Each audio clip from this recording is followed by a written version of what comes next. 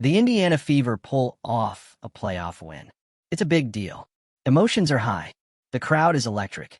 And there, on the sidelines, is Sophie Cunningham. In street clothes, out with an injury, still showing up to support her squad like the true competitor she is. And when the game ends, she celebrates. She cheers.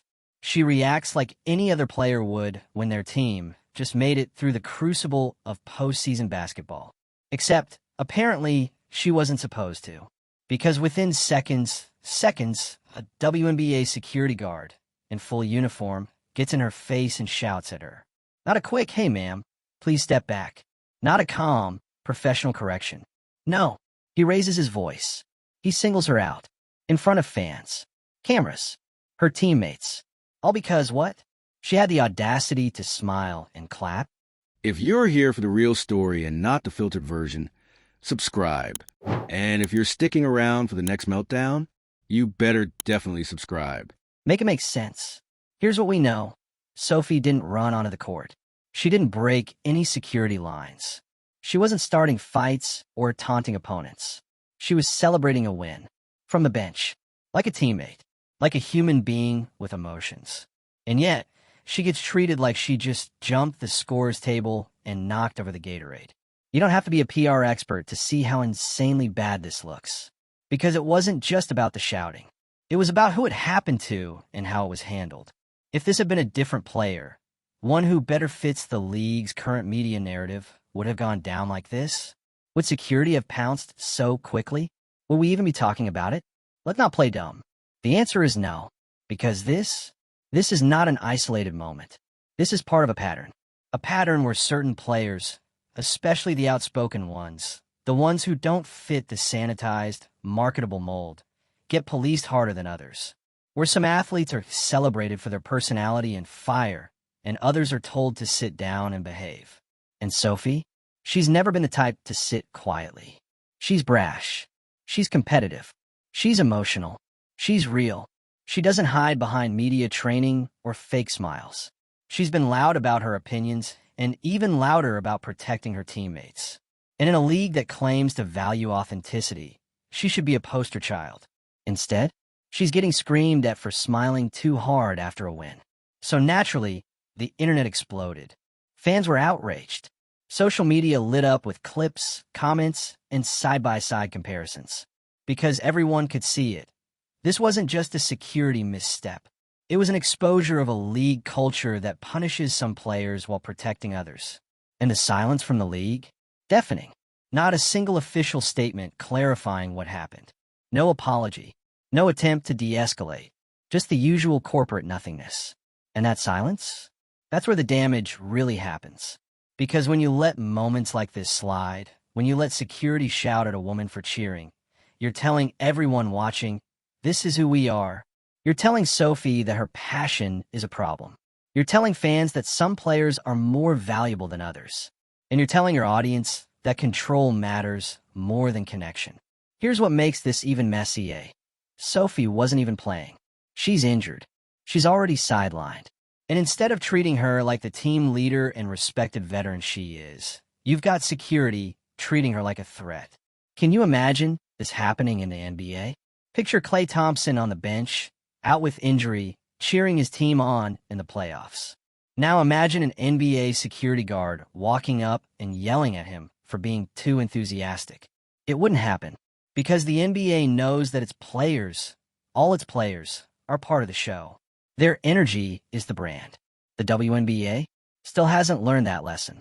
Instead, it's caught up in the optics, in controlling narratives, in pushing certain players forward while quietly muting others who don't fit the glossy Instagram version of the league.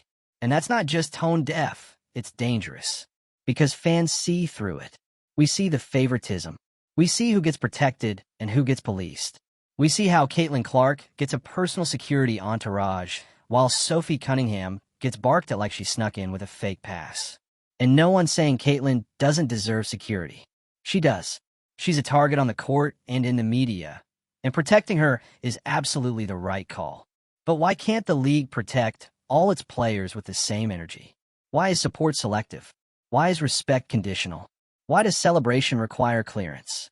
It's giving this league only has room for one narrative at a time, and that's the real problem. The WNBA has a golden opportunity right now. This season has brought record ratings, major sponsorships, and more media attention than ever before. But what good is all that growth if the league is too busy gatekeeping joy and punishing the wrong people? You can't grow while pushing away the very personalities that make your product watchable. Sophie Cunningham may not have the same media machine behind her as other players, but she's got something more important: authenticity. And when fans see her get treated like a liability instead of an asset, they don't forget. They remember. They speak out. And they stop buying into the illusion that this league has room for everyone. Because when security shouts at Sophie for celebrating, it sends a message. If you're not on the league's favorite list, you're on thin ice. And that's not a culture.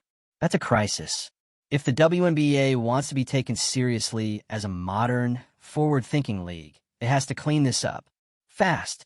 That means training security to de-escalate, not intimidate. Treating injured players like human beings, not seat fillers. Supporting all personalities, not just the marketable ones. Making space for emotion, not penalizing it. And most of all, owning your mistakes when they go viral. Because this moment wasn't just embarrassing, it was exposing. It showed fans what happens when control matters more than community. When image matters more than inclusion. And the backlash isn't going away. Not this time. People are tired of the double standards. Tired of seeing players like Sophie Cunningham get disciplined for being visible. Tired of the inconsistent enforcement that protects some and punishes others. Tired of the league trying to have it both ways, saying it wants drama, fire, and energy, but only if it comes from the right people. You can't script sports. You can't control who shows heart and who gets hype. And you shouldn't want to. Sophie Cunningham celebrated a win. That's it. And if the WNBA can't handle that, then maybe the real problem isn't Sophie. It's the league. And now, it's your move. Because the players have spoken. The fans have spoken. The question is, are you listening? What do you think? Was Sophie targeted unfairly? Or was this just a misunderstanding that spiraled out of control? Does the league need to get its priorities straight? Or is this all just part of the pressure of growing pains? Sound off in the comments. We want to hear from you. And if you want more unfiltered breakdowns of the mess, the meltdowns, and the PR chaos behind your favorite leagues and stars, go ahead and hit that subscribe button. Because in this league, the drama never takes a timeout. Sophie Cunningham, standing on the sidelines, doing what any loyal teammate would do, cheering with her whole chest, despite not being able to lace up. And then boom, a security guard storms over, finger wagging, voice raised, shouting at her in front of everyone. The fans, the cameras, her team. Imagine being sidelined with an injury, showing up anyway to support your squad, only to be publicly reprimanded like a rowdy fan who jumped the barrier. That's not just a bad look. That's character assassination with a side of PR incompetence. And Sophie? She didn't retaliate. She didn't escalate. She didn't throw hands or throw shade. She stood there, in full composure, like the professional she is. She did what the league always claims to want from its athletes: grace under pressure. But instead of being protected, she was policed. And for what exactly? Because let's be really honest here. If this was a different player, say, someone with a few more sponsorships or aligned a little better with the league's current media machine, this wouldn't have happened. And if it did happen, we'd already have 5 official statements, a retraining initiative, and a carefully curated social media apology. But Sophie? She gets silence. Worse than silence. Actually, she gets correction. She gets scolded like a child in front of the world for being present and joyful. That's not just tone deaf. That's systemic exclusion hiding in plain sight. This is what people mean when they talk about protecting your players. Not just physically, not just with security details for the superstars, but emotionally, publicly. Because it doesn't matter how many commercials the league cuts about sisterhood and equality if some sisters are being treated like liabilities for expressing the same emotions you celebrate in others. You want passion? You got it. You want loyalty? She showed it. You want personalities that fans can connect to? Hello, Sophie's been that girl. So what gives? It's almost like the league wants control more than it wants connection. Because every time a player steps out of the marketing mold, even a little, they get smacked down. Not with outright bans or fines. That would be too obvious. No, it's more insidious. It's over-policing. It's whisper campaigns. It's don't do that again, glares from people in suits. It's security guards just doing their job, while making sure certain players feel small. And here's what's truly wild. Sophie's moment of celebration wasn't even about her. She was hyped for her teammates. The game wasn't about her comeback. It was about her team advancing. She was doing what leaders do, lifting up others, being visible, showing support. But apparently, being visible, too visible, is now grounds for being publicly scolded. What kind of message does that send to young fans? To future players? That unless you're on the chosen list, your joy is a liability? That if you're injured, your job is to sit quietly and not mess up the broadcast vibe? It's not just about security shouting at Sophie. It's about the deeper, messier truth underneath. The WNBA still hasn't figured out how to treat all of its players like they matter. You can't say, we are the W, and then decide some players get the capital W while others get lowercase treatment. The favoritism is obvious. Players like Caitlin Clark, Angel Reese, they're media gold right now. And to be clear, they deserve the shine. Caitlin's bringing record-breaking numbers. Angel's bringing cultural impact and unmatched charisma. But let's not act like there aren't double standards baked into the foundation of how the league operates. When Caitlin gets shoved or fouled hard, the entire internet becomes a crime scene. Commentators freak out. Refs suddenly start tightening up their whistles. Security gets beefed up. But when someone like Sophie gets yelled at for smiling too hard from the bench, crickets. That's the double standard. And look, this isn't a player versus player thing. No one's dragging Caitlin or Angel. They're not the problem.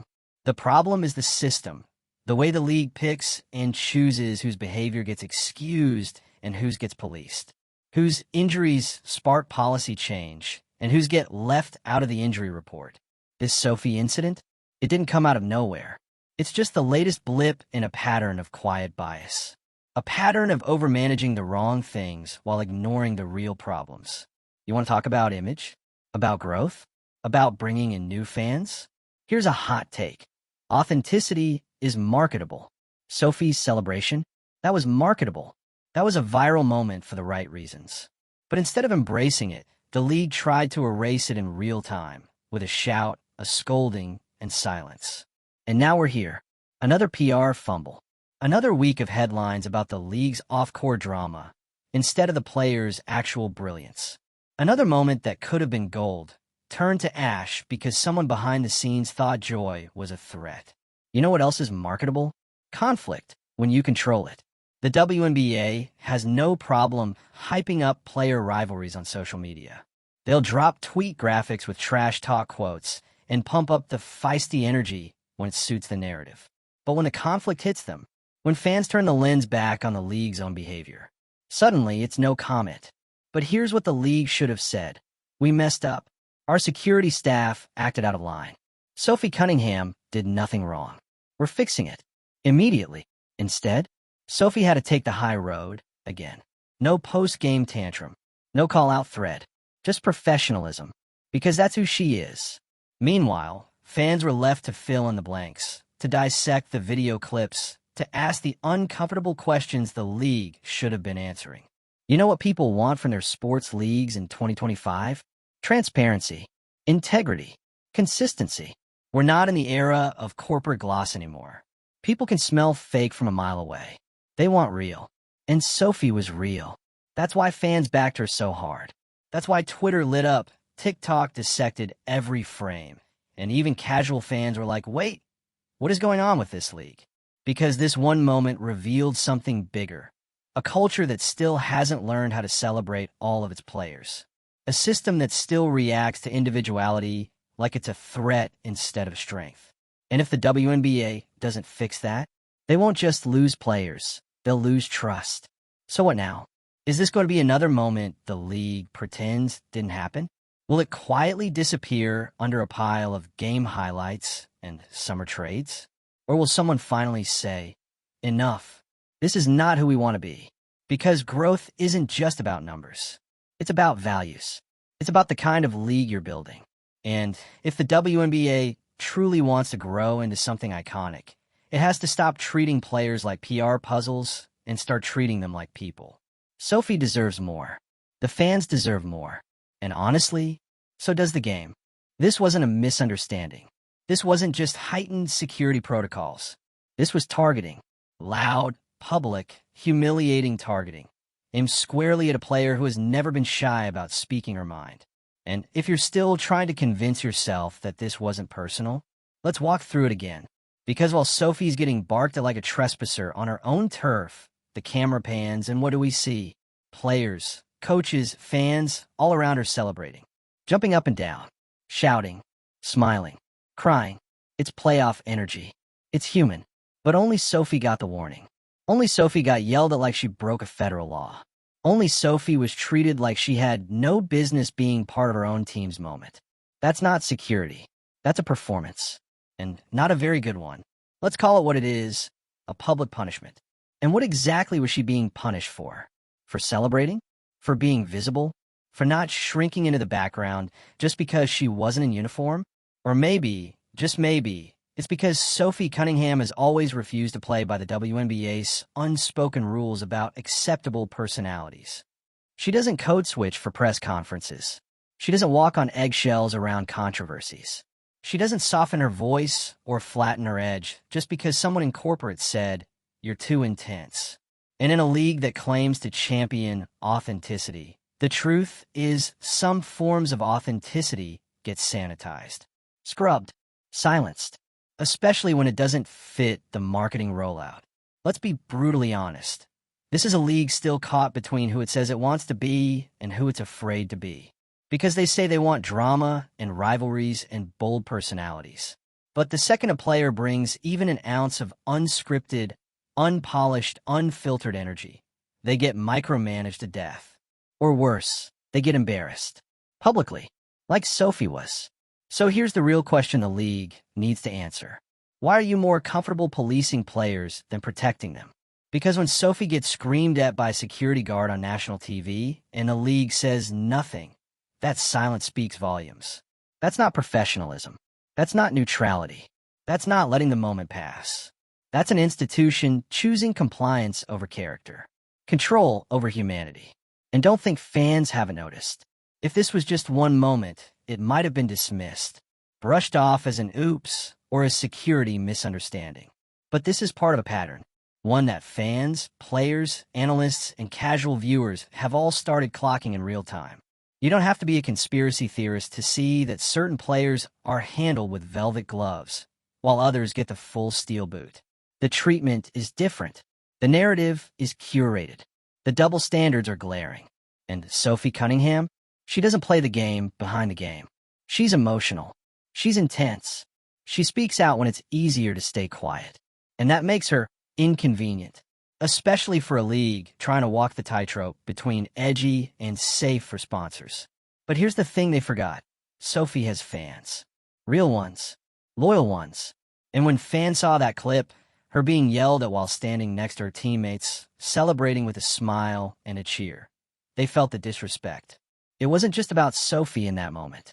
It was about every player who's been made to feel like they're too much, too loud, too aggressive, too emotional, too honest.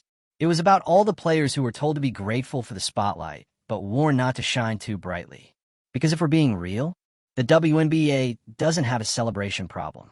It has a control problem. It wants the emotions that look good on camera, but only from the players it can manage. The ones who fit the storylines. The ones who won't call out the hypocrisy. The ones who won't make noise unless it's on brand. But you can't actually grow the league while suffocating the soul out of it. You can't invite fans to invest in your stars and then discipline those same stars for feeling something in front of a camera. You can't keep pushing personality when your security staff is out here trying to shout players into submission. And let's just talk about the optics of this one more time. Imagine a man in uniform shouting in the face of an injured woman who's simply smiling and cheering. It doesn't matter what league you're in, what city you're in, or what level of security you think is justified. That is a bad look. Full stop. And it's not just bad optics, it's bad leadership. Because the second that moment went viral, the league should have had a plan, a statement, a show of support, something, anything that said, "We see you, Sophie. We've got your back." But they didn't. Again. And what's that say to the next generation watching from the bleachers? That women athletes are allowed to celebrate only when they're uninjured, uncontroversial, and unproblematic? That a cheer from the bench can be seen as a breach of decorum, but hostile fouls get waved off as just part of the game? It says what too many people already believe. You're valuable until you're inconvenient. But here's the twist the league didn't expect. By trying to shrink Sophie's moment, they made it bigger. By trying to control the narrative, they lost it. And by staying silent, they gave fans permission to speak louder. Because we are done pretending this is about security. It's about visibility. It's about authenticity. It's about control. Sophie Cunningham celebrated her team. That's it. That's the story. And if that's a problem for this league, then the problem isn't the player. It's the institution that still doesn't know how to handle women who don't play small. So now we ask again, what kind of league do you want to be? One that punishes passion? One that silences individuality? One that treats its own stars like a PR risk instead of a reason fans show up? Or are you ready to be the league you keep claiming you already are? Because here's the truth. Fans are paying attention. More than ever. They're tracking how players are treated, who gets protected, and who gets punished. They're watching how the league responds to viral moments like this. And trust, it's fragile. Very fragile. A moment like this might seem small from the inside. But outside, it's a red flag. A flashing siren warning everyone that something's broken, and no one's fixing it. So what happens next? That's up to the league. But Sophie? She already won this round. Because while they tried to shrink her, her fans showed up tenfold. The clip went viral. The commentary rolled in. And suddenly, the story wasn't about one player being too loud. It was about a league being too afraid of loud women. And if the WNBA wants a future that's bold, inclusive, and genuinely player first, then they'd better start walking the talk. So now, let's pass the mic to you. Was Sophie Cunningham unfairly targeted? Do you see the pattern too? Are you getting tired of watching these moments play out over and over? Players punished for being passionate, while the league spins silence as strategy. Let us know in the comments. Let it all out.